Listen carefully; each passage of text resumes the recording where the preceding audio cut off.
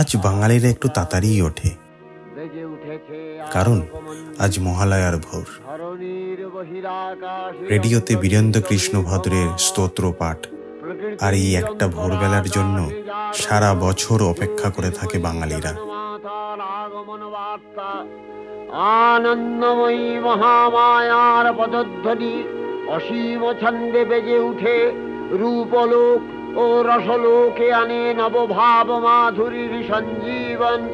তাই আনন্দিতা শ্যামলী মাতৃকার চিন্ময়ীকে মৃন্ময়ীতে আবাহন।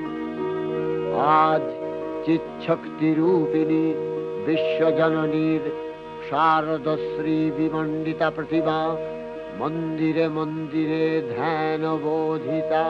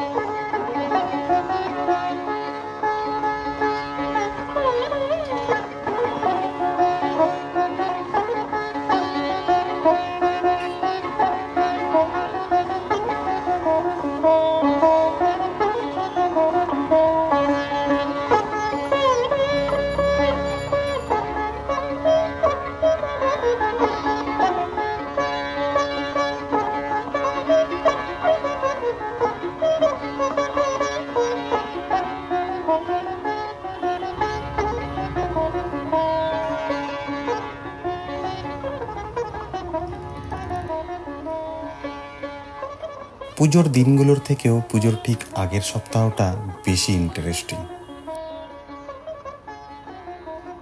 কেউ চুলে কালার করাচ্ছে, কেউ শপিংয়ে যাচ্ছে, কেউ বসে আছে কখন মিন্ত্রা, অ্যামাজন, ফ্লিপকার্ট, নাইকা থেকে অর্ডার করা জিনিসটা এসে পৌঁছবে।